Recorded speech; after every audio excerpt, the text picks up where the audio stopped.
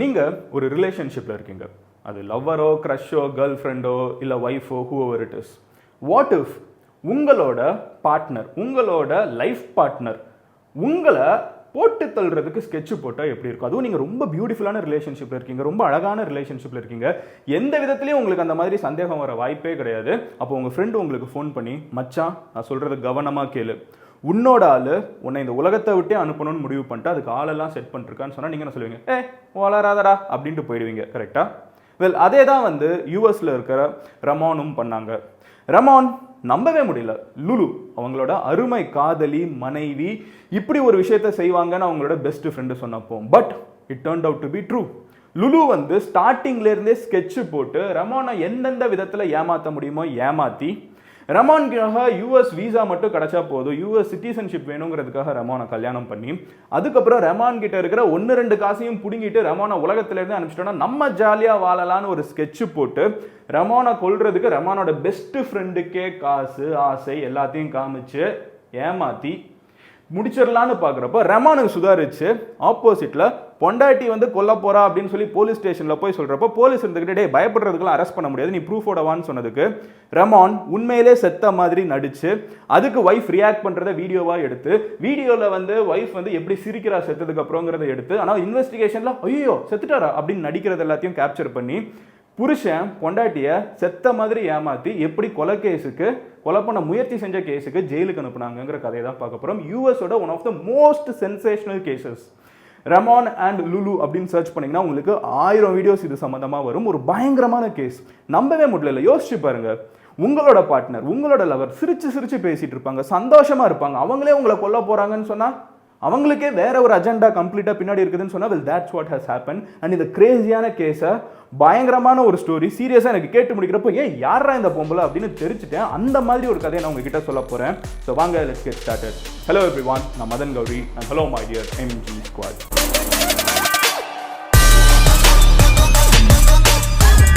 So கதை எங்கே ஆரம்பிக்குதுன்னு பார்த்தீங்கன்னா, ரமான் வந்து யூஎஸில் ஒரு சின்னதாக பாக்ஸிங் ஸ்கூல் வச்சு நடத்திட்டு இருக்காங்க. ஸ்கூல்னு சொல்கிறப்ப பெரிய ஸ்கூல்லாம் கிடையாது, ஒரு கோச்சிங் கிளாஸ் வச்சு பாக்ஸிங்க்கு நடத்திட்டு இருக்காங்க.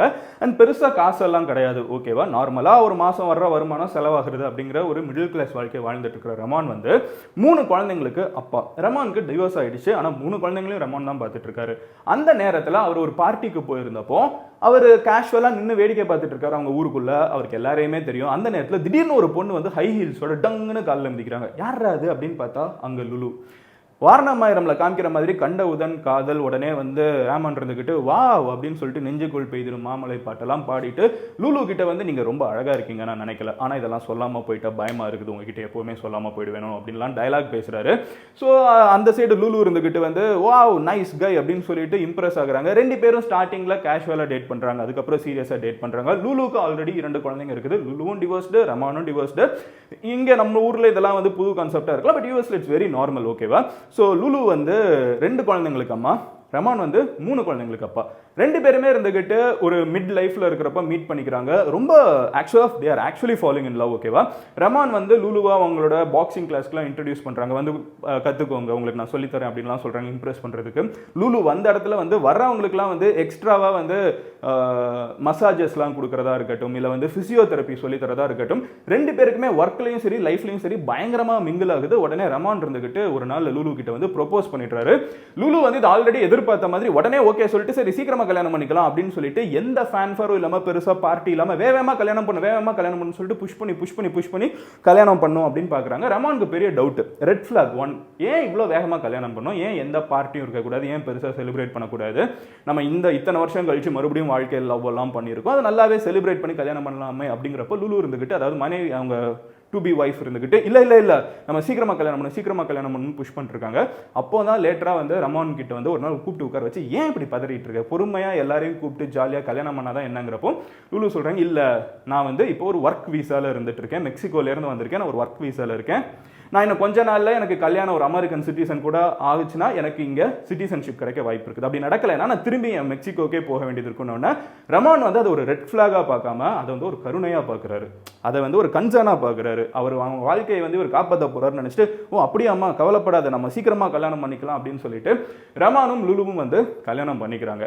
கல்யாணம் ஆனதுக்கப்புறம் ஸ்டார்டிங்கில் எல்லாமே சூப்பராக தான் போயிட்டு இருக்குது. 5 குழந்தைங்க வீட்டில் ஒன்றா இருக்காங்க. ஓகேவா, இவங்களோட 2 குழந்தைங்க, இவரோட 3 குழந்தைங்க, எல்லாருமே ஒன்றா இருக்காங்க. Raman is a great father அப்படிங்கிறாங்க. அதே மாதிரி Lulu is a great mother. பசங்களுக்கு ஏதாவது ஒன்றுனா யார் பையன், உன் பையன், என் பையன் பாகுபாடு பார்க்காம எல்லாரையுமே ஈக்குவலாக ட்ரீட் பண்ணுறதுன்னு சொல்லிட்டு ரொம்ப ஹாப்பியாக வந்து ஒரு 5 குழந்தைங்க, அப்பா அம்மான்னு சொல்லிட்டு சூப்பராக வாழ்ந்துட்டு இருக்காங்க. அப்படி போயிட்டு இருக்கப்போ திடீர்னு ஒரு நாள் வந்து லுலு இருந்துக்கிட்டு அவங்களோட பையனை வந்து பெருசாக வளர்க்குறது கிடையாது. அதாவது அவங்களுக்கு பிறந்த 2 குழந்தைங்கள சின்ன பையனை இருக்கிறதுலே ஃபேமிலியிலே சின்ன பையன் ஒருத்தன் இருப்பான்ல, அது அவங்களோட பையன். அவங்கள வந்து பெருசாக வளர்க்குற ரொம்ப சீரியஸாக எடுத்துக்கிறது கிடையாது. அவங்க பாட்டுக்கு திடீர்னு ஏதாவது ட்ரக் கேஸில் மாற்றிட்டு வரான், கிளாஸ் ஒழுங்காக போக மாட்டேங்கிறான், பங்க் அடிக்கிறான். அப்படி இருக்கிறப்போ ரமான் இருந்துக்கிட்டு ஏய் ஒழுங்காக போய் படிக்க மாட்டியாடா அப்படின்னு ஏதோ ஒரு விஷயம் கேட்குறாரு. அப்போ லுலு இருந்துக்கிட்டு என் பையன்கிட்ட அப்படிலாம் பேச வேணாம்னு அங்கங்கே மூஞ்சி காமிக்க ஆரம்பிக்கிறாங்க. இப்படியே வந்து அவங்க 2 பேருக்கு கொஞ்சம் கொஞ்சமாக பிரச்சனை வந்துட்டு இருக்குது. ஒரு நாள் இந்த மாதிரி வந்து ரமான் இருந்துக்கிட்டு லுலுவோட பையனை வந்து ஒரு தடவை சீரியஸாக ஒழுங்கா போய் படுறா அப்படி இப்படின்னு பேசிட்டு இருக்கப்போ லுலு கடுப்பா என்ன பண்றாங்கன்னு பார்த்தீங்கன்னா, இவன் பிரச்சனையெல்லாம் வந்து நீயே ஹேண்டில் பண்ற அப்படின்னு சொல்லிட்டு சண்டை போடுறாங்க. அந்த வாக்குவாதம் வந்து ரொம்ப சீரியஸா மாறுது. அடுத்த நாள் வந்து லுலு என்ன பண்றாங்கன்னு பார்த்தீங்கன்னா, போலீஸ் ஸ்டேஷன்ல போய் கம்ப்ளைண்ட் கொடுக்குறாங்க. என்னன்னு கம்ப்ளைண்ட் கொடுக்குறாங்கன்னா, என் புருஷன் வந்து அடிச்சிட்டான் அப்படின்னு சொல்லி கம்ப்ளைண்ட் கொடுக்குறாங்க. ரமான் இருந்துகிட்டு 2வது ரெட் ஃபிளாக். ரமான் இருந்துகிட்டு இல்லை நான் அடிக்கவே இல்லை, ஏன் இப்படி பண்றேன்னப்போ அவங்க உடனே கத்துறாங்க, நீ எப்படி இப்படி பண்ண, எனக்கு காண்டாயிடுச்சு, அதனால தான் நான் போய் கம்ப்ளைண்ட் பண்ணி அப்படி அப்படிங்கிறாங்க. ஆக்சுவலாக ரமான் அடிக்கவே இல்லை. லுலு வந்து ஒரு கதையை கட்டி போய் போலீஸ் ஸ்டேஷனில் பேசியிருக்காங்க. போலீஸ் இருந்துகிட்டு இல்லம்மா அனுப்பிச்சு விட்டாங்க, ஓகேவா, வீட்டு சண்டை வீட்டிலேயே வச்சுக்கோங்கன்னு சொல்லிட்டு. லுலு வந்து அதுக்கப்புறம் மறுபடியும் கிரேட் மதராக இருக்காங்க, கிரேட் ஒய்ஃபாக இருந்துட்டு இருக்காங்க. இப்படியே போயிட்டு இருக்கப்போ திடீர்னு பார்த்தீங்கன்னா லுலுக்கு ஒரு பெரிய பிளாட் ஞாபகத்துக்கு வருது. நம்ம இந்த லவ் பண்ணியா கல்யாணம் பண்ணோம், அதெல்லாம் கிடையாது. சிட்டிசன்ஷிப் வேணும்னு நினச்சோம், ஒருத்தன் கிடைச்சான், கல்யாணம் பண்ணிட்டோம். இப்போ இந்த ஆளுக்குன்னு ஒரு வீடு இருக்குது, ஒரு பாக்ஸிங் இன்ஸ்டியூட் இருக்குது. இவனை ஒரு உலகத்தை விட்டு வெளியே அனுப்பிச்சிட்டோன்னா இது 2 நம்மளுக்கு வந்துடும்.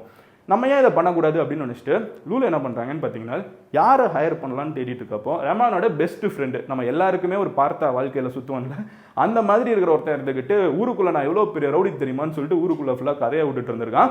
ஆனால் லுலு வந்து அதை ரொம்ப சீரியஸாக நம்பிட்டாங்க. ஸோ என்ன பண்ணுறாங்கன்னு பார்த்தீங்கன்னா, பெஸ்ட் ஃப்ரெண்டுக்கிட்டே வந்து அப்படியே நல்ல ஆசையாக பேசுறது, அதே மாதிரி வந்து பயங்கரமாக இம்ப்ரெஸ் பண்ணுற மாதிரி ட்ரெஸ் பண்ணுறது, அப்புறம் இருந்துக்கிட்டு நீ தான் எனக்கு ஒரு எல்லாமே, எனக்கு உன்னை தான் பிடிக்கும் அப்படின்னு சொல்லி பேசுறது, அப்புறம் காசு நான் வந்து உனக்கு நிறைய தரேன் அப்படிங்கிற மாதிரி வந்து செலவும் பண்ணுறது. இதெல்லாம் பண்ணுறதுக்கு அவங்க ஃப்ரெண்டுக்கு புரியவே இல்லை. என்ன இது நம்ம ஃப்ரெண்டோட ஒய்ஃப் நம்ம கிட்ட இவ்வளோ நல்லா பழகுறாங்களே அப்படின்னு யோசிச்சுட்டு இருக்கப்போ ஒரு நாள் திடீர்னு வந்து லுலு ஒரு ப்ரொபோசலோட வராங்க.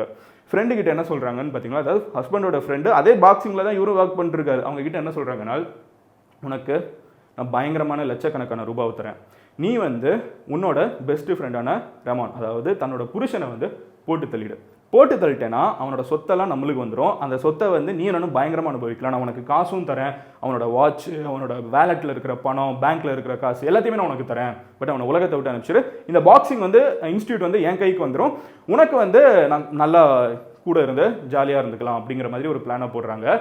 நம்ம பார்த்தா இருந்துக்கிட்டு இவ்வளோ நேரம் கதையெல்லாம் கேட்கறதுக்கு ஜாலியாக இருக்குது சுற்றிட்டு இருந்தாலும் கடைசியில் என்னது ஃப்ரெண்டை போட்டு தள்ளுமான்னு சொல்லிட்டு பதறி போய் நான் ஸ்டார்டிங்கில் சொன்னேன்ல ஃபோன் கால் ஃப்ரெண்டுக்கே அடிச்சிட்டாரு. மச்சான் நான் சொல்கிறத கேளு, உன் ஆள் வந்து சும்மா தான் பேசிட்டு இருக்கான்னு பார்த்தா அவன் உன்னையவே போட்டு தள்ள ட்ரை பண்ணுறாங்கிறாங்க. ஹஸ்பண்ட் நம்பவே இல்லை. என்னடா சொல்கிற, ரமான் இருந்துக்கிட்டு வாய்ப்பே இல்லை. லுலுவா, ஏன் லுலுவா, என்னடா வீட்டில் வந்து என் குழந்தைங்களை கூட அவ்வளோ நல்லா பார்த்துக்கிறேன், எங்களுக்குள்ள அங்கங்கே சண்டை வரும், பட் இவ்வளோவா, வாய்ப்பே இல்லை அப்படிங்கிறாங்க. அப்போ தான் அவங்க ஃப்ரெண்ட் இருந்துக்கிட்டு கூடவே உட்கார வச்சு மச்சிவா கிட்ட உட்காரு அப்படின்னு சொல்லிட்டு ஃபோனை போட்டு காமிக்கிறாங்க. ஃபோனை போட்டால் உங்கள் மனைவி இருந்துக்கிட்டு பேசுகிறத இவரே கேட்குறாரு, அதை ரெக்கார்டும் பண்ணுறாரு. அதில் என்ன சொல்லிது எல்லாமே வந்து அவைலபிளாக இருக்குது இன்டர்நெட்டில், கிரேசி.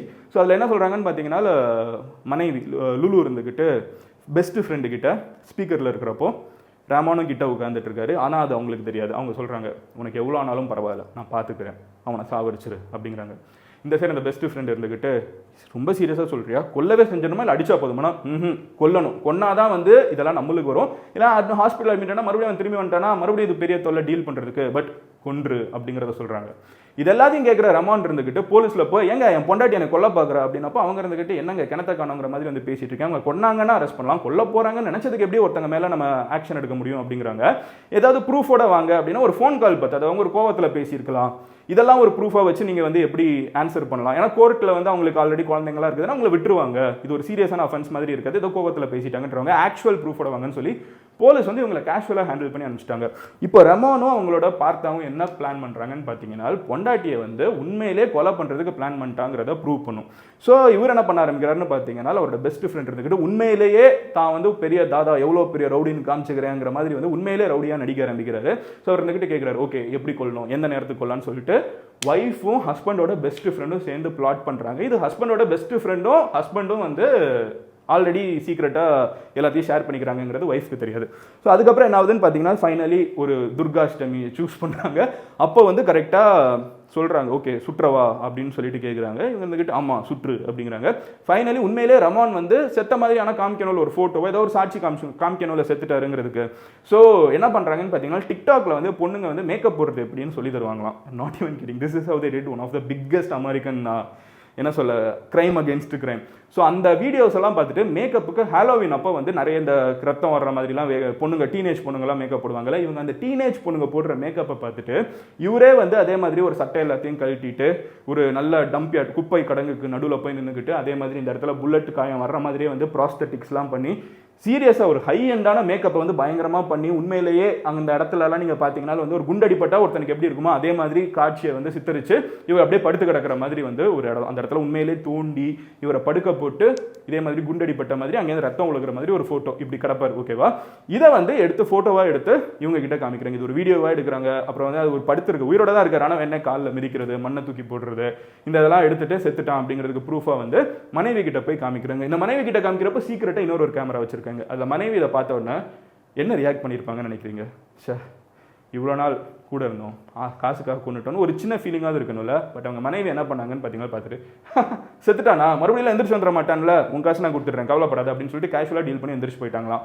வீட்டுக்கு போனதுக்கப்புறம் அவங்க எப்பவும் போல ஒரு நடிப்பை போடணும்ல. ஸோ 2 நாள் கழிச்சு ஹஸ்பண்டை காணோன்னு சொல்லிட்டு போலீஸ் ஸ்டேஷனில் கம்ப்ளைண்ட் கொடுக்குறாங்க. பட் போலீஸ்க்கு இந்நேரம் எல்லா டாக்குமெண்ட்டும் போயிடுச்சு. இவங்க சிரிச்சது, இவங்க பிளான் பண்ணது, உண்மையிலே கொலை பண்ண தான் பிளான் பண்ணியிருக்காங்கிற மொத்த ப்ரூஃபும் வந்து இப்போ போலீஸ் கிட்ட போனதுனால போலீஸ் வந்து ஓகே நாங்கள் உங்கள் வீட்டுக்கு வரோம்னு சொல்லிட்டு இன்வெஸ்டிகேட் பண்ணுறோம் அப்படின்னு சொல்லி வீட்டுக்குள்ளே என்டர் ஆகிறாங்க. அப்போ திடீர்னு இருந்துக்கிட்டு சரி யூஆர் அண்டர் அரெஸ்ட் அப்படின்னு சொல்லிட்டு அவங்கள கொண்டு போயிடுறாங்க. ரமான் வந்து ஃபைனலி கோர்ட்டில் நின்றுட்டு இருக்கப்போ என்ன சொல்கிறாருன்னு பார்த்தீங்கன்னா, இப்போ proved she plotted him to be killed. ஓகேவா, ஆனால் ரமான் அங்கே கோர்ட்டில் என்ன சொல்கிறாங்கன்னு பார்த்தீங்கன்னா, அவங்க எனக்கு கொல்ல ட்ரை பண்ணாங்கிறத நான் ப்ரூவ் பண்ணணும்னு நினச்சேன். நான் முதல்ல கன்வின்ஸ் ஆகணும்னு நினச்சேன். இந்த ப்ராசஸில் எங்கேயாவது அவங்க நின்றுவாங்க, ஏதாவது ஒன்று அவங்களை தடுத்துருங்கிற ஒரு காதல் எனக்கு அவங்க மேலே இருந்துச்சு. பட் கடைசி வரைக்கும் அவங்க ரொம்ப தெளிவான உலகத்துலேருந்து வெளியே அனுப்பணும்னு நினச்சிருக்காங்க. நான் மனசுடைஞ்சிருக்கேன், ஆனால் அவங்களை நான் மன்னிக்கிறேன் அப்படின்னு சொல்லிட்டு கோர்ட்லேருந்து கிளம்பி போய்ட்றாரு. பட் கோர்ட் அவங்கள மன்னிக்கலை. கோர்ட் வந்து அவங்களுக்கு 20 வருஷம் ஜெயில் தண்டனை கொடுத்து அனுப்பிச்சி வச்சுச்சு. ஸோ அவங்களும் வந்து அதை ஃபைனலி ஆமாம் என் புருஷனை கொள்ள அக்செப்ட் பண்ணுங்கிறதுனால அது லைஃப் டைமாக இல்லாமல் 20 வருஷத்தோடு முடிஞ்சு. இப்படி ஒரு கிரேசியான கதையை நீங்கள் எங்கேயாவது கேள்விப்பட்டிருக்கீங்களா? சினிமாவில் கூட இப்படி ஒன்று வராது. ஆனால் இது எதையுமே எதிர்பார்க்காம ரொம்ப அன்போட ரொம்ப பாசத்தோட அவங்க குழந்தைங்கள வரைக்கும் தான் குழந்தையாக ஏற்றுக்கிட்ட ரமானுக்கு நடந்துச்சுங்கிறது தான் இருக்கிறதுலையே சோகமான விஷயம். இப்போ ரமான் அவங்களோட மீதி இருக்கிற 3 குழந்தைங்களோட அவங்களோட 2 குழந்தைங்களையும் சேர்த்து 5 குழந்தைங்களுமே வந்து ரமான் தான் வளர்த்துட்டு இருக்காரு.